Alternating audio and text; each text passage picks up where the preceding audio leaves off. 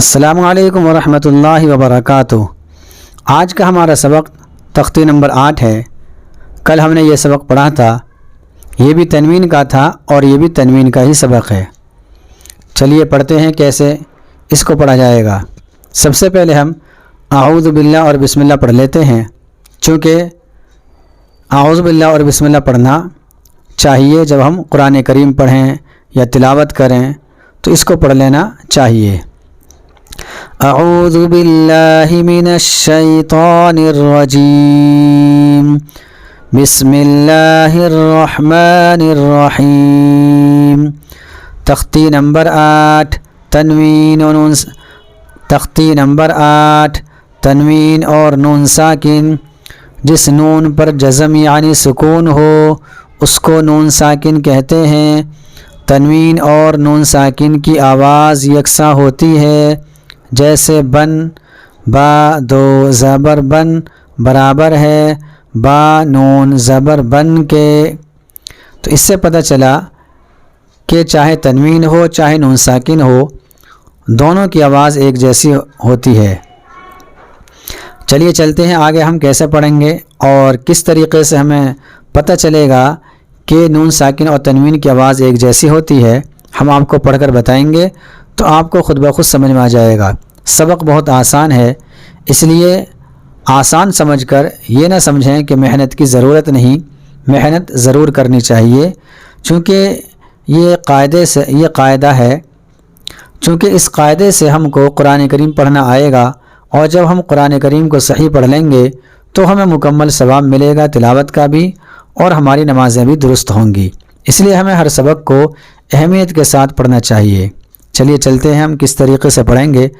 تا دو زبر تن، اس سے پہلے ہم نے بتایا تھا کہ دو زبر کی ہجو کرتے وقت میں ہم الف جو لکھا ہوا رہتا ہے اس کو نہیں پڑھیں گے، بلکہ وہ الف پڑھنے میں سائلنٹ ہو جائے گا، ہجو میں بھی وہ سائلنٹ ہو جائے گا۔ تا دو زبر تن، تا نون زبر تن، دیکھیں یہاں پر نون ساکن ہے اور یہاں پر تنوین ہے، دونوں کی آواز ایک جیسی نکل رہی ہے، پڑھنے میں کوئی فرق نہیں ہے۔ تن تن، بس لکھنے کا فرق ہے اور ہجوں میں بھی فرق ہو رہا ہے، باقی اگر ہم اس کو رما سے پڑھتے ہیں تو کچھ بھی فرق نہیں ہے۔ تن تن، تا نون، تا دو زیر تین، تا نون زیر تین، تین تین، تا دو پیش تن، تا نون پیش تن، تن تن، دونوں کی آواز ایک جیسی ہو رہی ہے، تن تن، ایسے ہی تین تین۔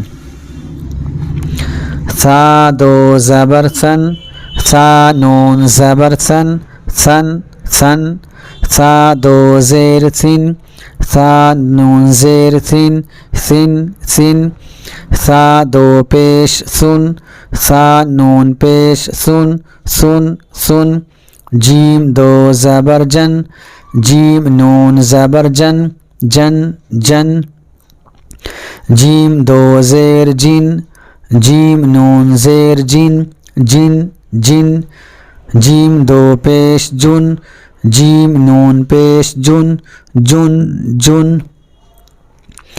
دال دو زبر دن، دال نون زبر دن، دن دن، دال دو زیر دن، دال نون زیر دن، دن دن، دال دو پیش دن، دال نون پیش دن، دن دن۔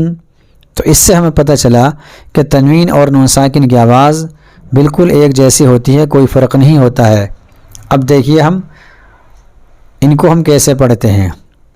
عین الف زبر ع، دال دو زبر دن، عادن،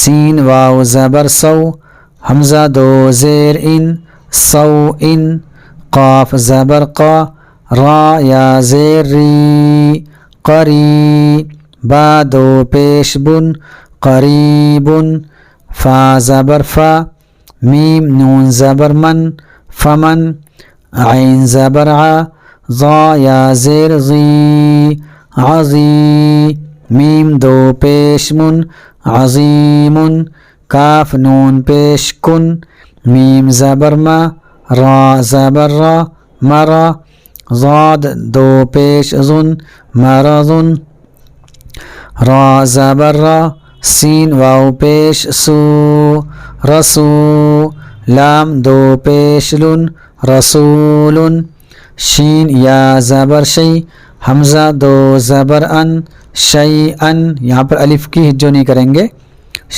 حمزہ دو زبر ان شی ان غین زیر غی شین الف زبر شا غشا واو زبر و غشاو تا دو پیش تن غشاوتن غین الف زبر غا سین زیر سی غاسی قاف دو زیر قن غاسقین ہا پیش ہو دال دو زبردن ہدن یہاں بھی یا کی ہجو نہیں کریں گے صرف اتنا ہی پڑھیں گے دال دو زبردن ہدن۔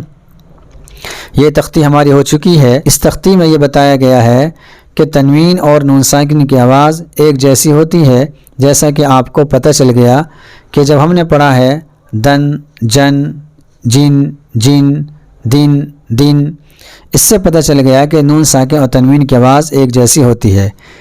اگر آپ نے ہماری پچھلی ویڈیو نہیں دیکھی ہیں تو آپ ان ویڈیو کو ضرور دیکھیں تاکہ آپ کو ہر سبق مکمل طور پر سمجھ میں آ جائے۔ اور ایک آپ سے درخواست اور ریکویسٹ یہ ہے کہ آپ ان ویڈیو کو ہماری جتنی ویڈیو یوٹیوب پر اپلوڈ ہو چکی ہیں ہر ویڈیو کو دوسروں تک پہنچائیں تاکہ دوسرے لوگوں کو قرآن کریم سیکھنے کا جذبہ آ جائے اور شوق پیدا ہو جائے۔